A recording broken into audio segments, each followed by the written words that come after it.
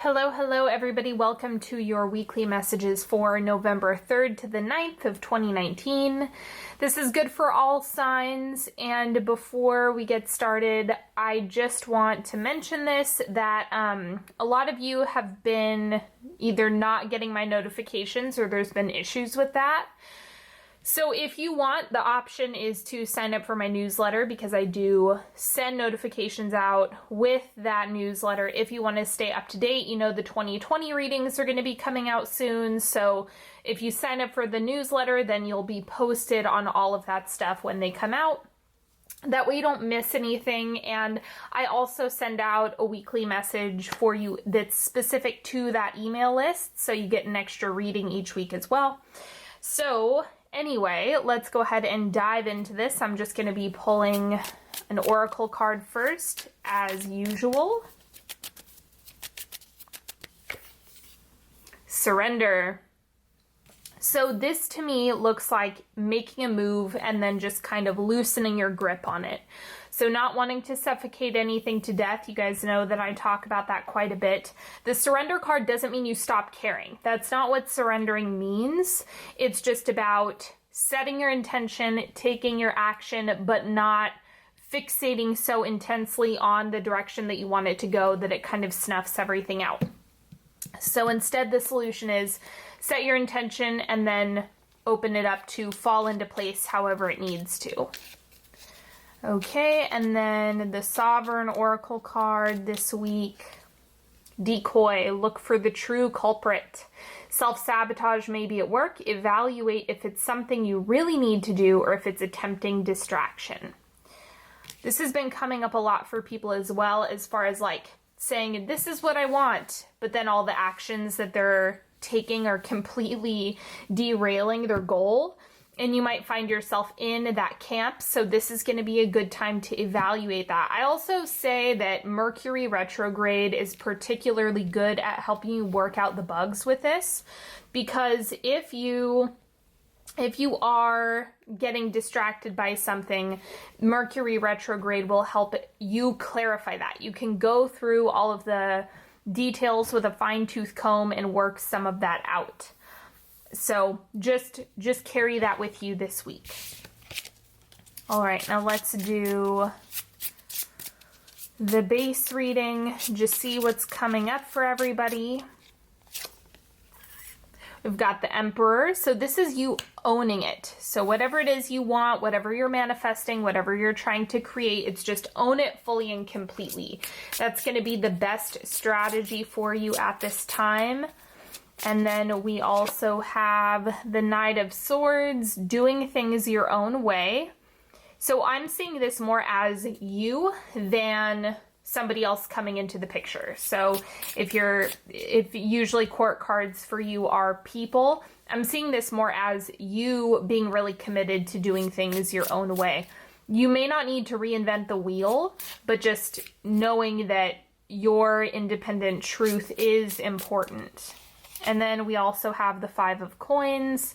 This to me looks like fear and resistance. So maybe it's so funny because this is actually coming up as self-sabotage when I'm reading it. Let me see what the clarifier for this is. Six of Wands. Okay.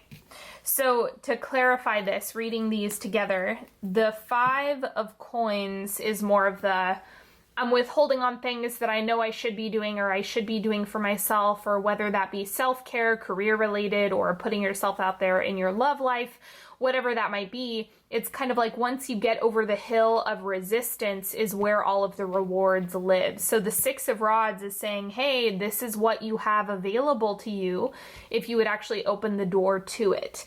If you make it available, if you don't allow your brain to be in charge. I know that sounds silly, but if you don't allow the mental resistance to be what drives your behavior, you can actually have a lot of success if you push past that. So just keep that in mind this week. It's all about mind games with yourself, honestly. If you want something, you're going to have to take action in order to get there.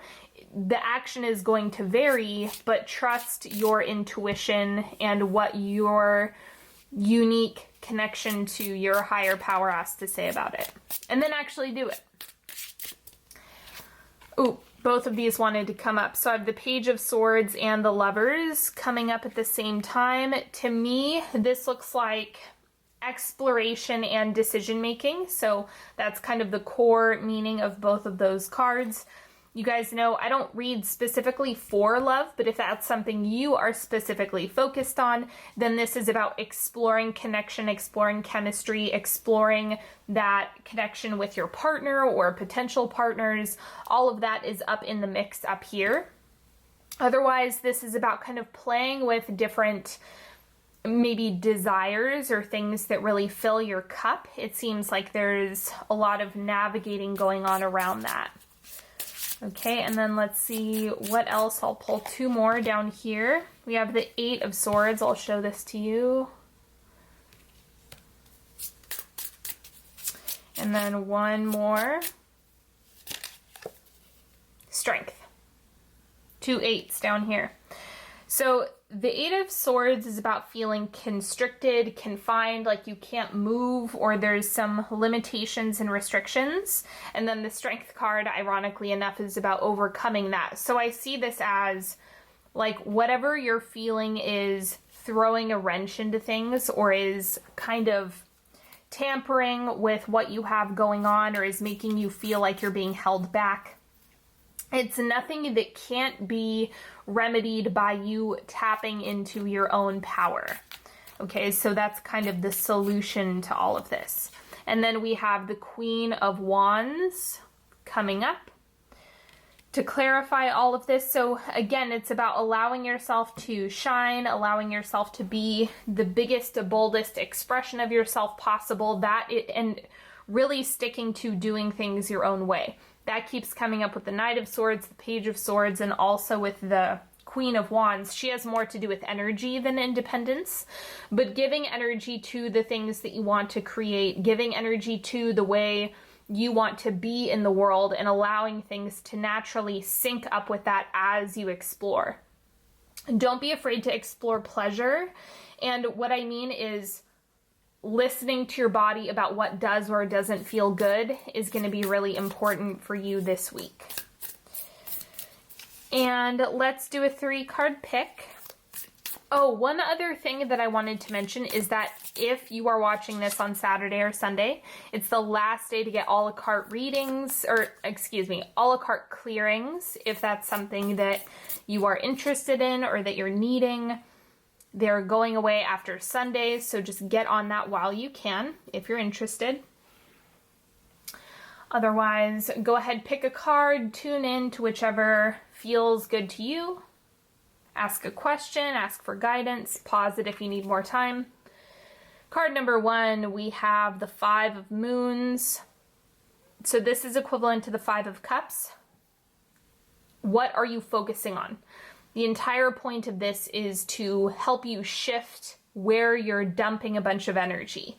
So where you dump your energy, what you focus on is what's going to expand.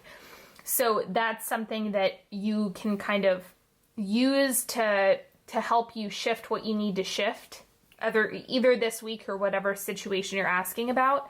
It's going to revolve around how much energy are you focusing in on a particular thing. And then card number 2, we have Temperance, Balance, Equilibrium, Slow and Steady. I'm getting like a good pace coming up with this, like a natural flow of things is getting more and more consistent, or more and more balanced and tempered. This is about subtly tuning and making the right adjustments. That seems to be what the Temperance card is highlighting here, is just going with a right pace for you, not rushing and cranking the heat up too high, and also not going too slow or not making any moves. Remember, you don't want the self-sabotage or the internal resistance to prevent you from taking action, but you also don't want it to be something that you're going to burn out on either, because we can do that on anything. We can do it with our work, we can do it with our families, we can do it with a personal project, we can do it with healing, even healing can cause burnout. So I mean, there's a whole bunch of ways that can show up, so you kind of want to temper that for now. And then we also have card number 3, which is the 7 of Stones, or the 7 of Pentacles in a normal deck. And this is about planting many seeds. So not putting all of your eggs in one basket. The right strategy for you is exploration.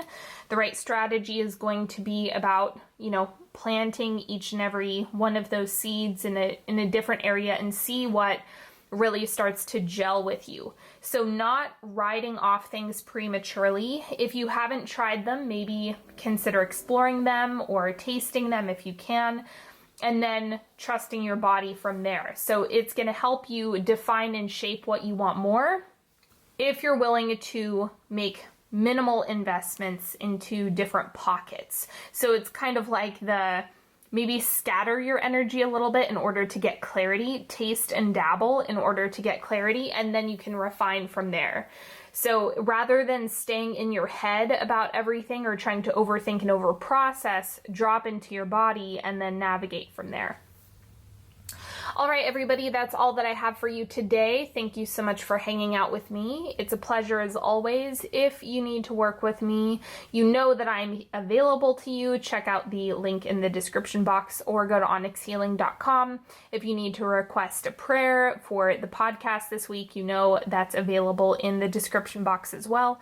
And until next time, have a beautiful week, everybody. Don't forget to check me out on Instagram at onyxhealing, and I will talk to you later. Bye-bye.